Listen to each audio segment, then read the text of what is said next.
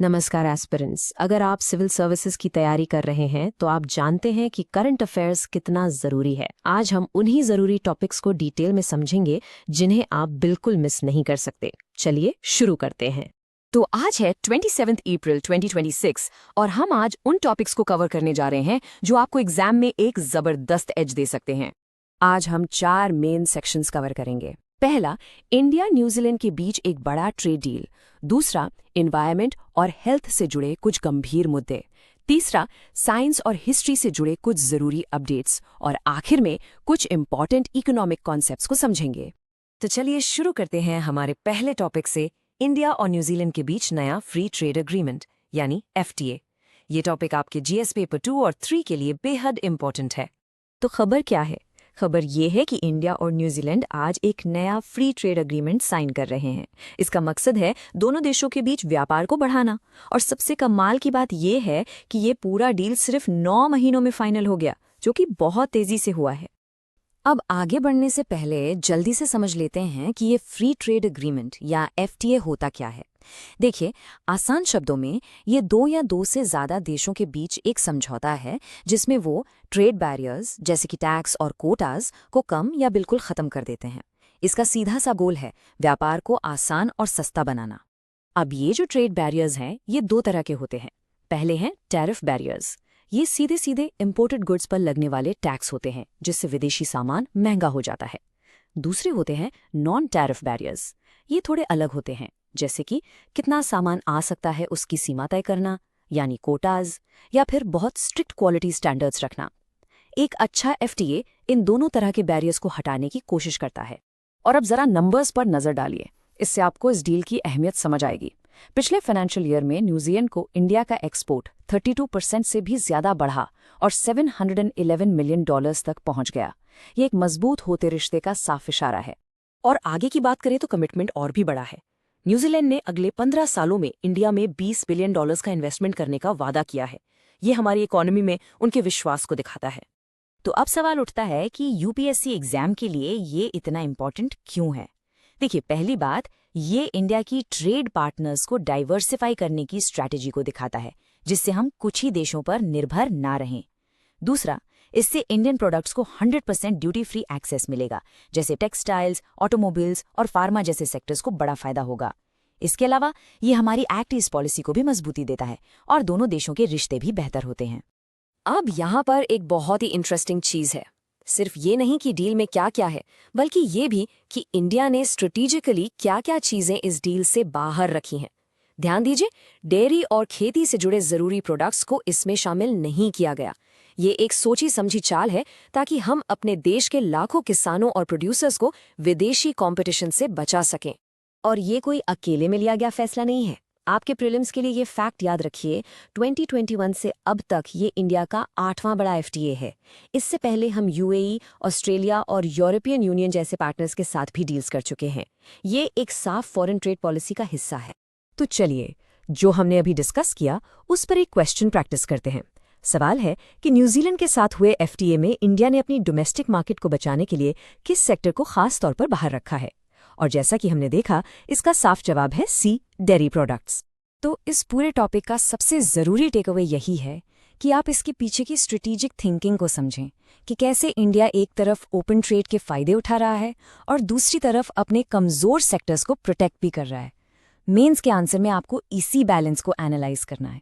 चलिए, अब trade deal से आगे बढ़ते हैं और ज़मीन पर मौजूद कुछ फौरी संकटों की बात करते हैं। हमारा अगला सेक्शन दो बड़े खतरों को जोड़ता है जो एनवायरनमेंट, हेल्थ और डिजास्टर मैनेजमेंट से जुड़े हैं।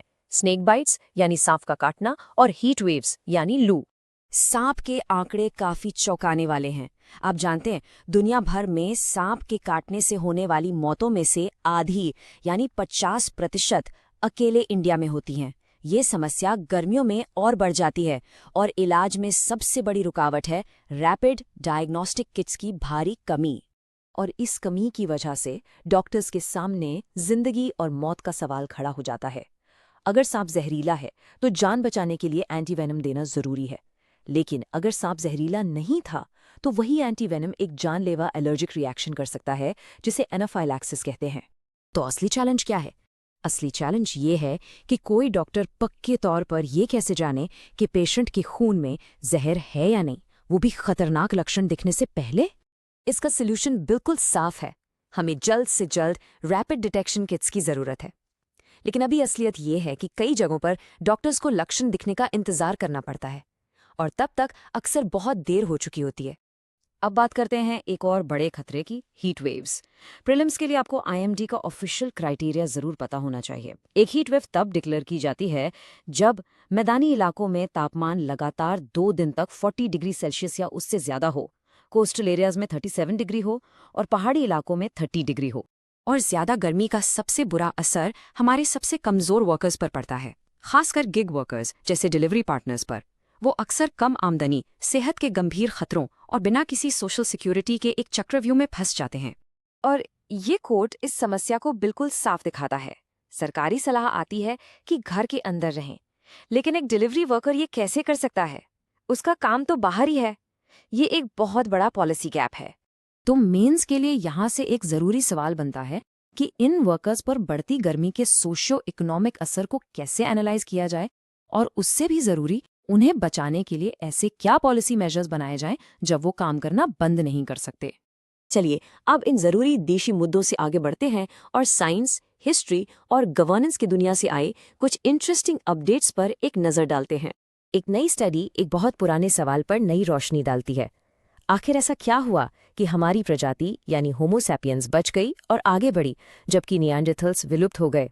इस रिसर्च के मुताबिक सबसे बड़ा फर्क था सोशल नेटवर्किंग का। जी हाँ, होमो सैपियंस बड़े सहयोगी समाज बनाने में और जानकारी शेयर करने में बेहतर थे। वहीं दूसरी तरफ निएंडरथल्स छोटे और अलग अलग ग्रुप्स में रहते थे। यहाँ एक क्विक मैपिंग फैक्ट है आपके एग्जाम्स के लिए। अल-सिहा डैम, जो हाल ही में बर्बाद होने की वजह से खबरों में था, सीरिया में है। बस इस लोकेशन को याद रखिएगा। और ये राजस्थान से एक बहुत ही दिलचस्प गवर्नेंस इनिशिएटिव है। वो एक AI चैटबॉट का इस्तेमाल कर रहे हैं जो असल में गांव वालों को उनकी ही स्थानीय बोली में पानी की समस्या बताते हुए सुनता है। ये सीधे सीधे नागरिकों और प्रशासन के बीच कम्युनिकेशन गैप को भर रहा है। और आखिर में चलिए जल्दी से 2 ऐसी इकोनॉमिक टर्म्स को आसान बनाते हैं जो आजकल खबरों में हैं और प्रीलिम्स में सवाल बनकर आ सकती हैं। पहला है टर्मिनल वेल्थ। ये बहुत सीधा है। इसका मतलब है किसी इन्वेस्टमेंट की उसके समय के अंत में कुल वैल्यू।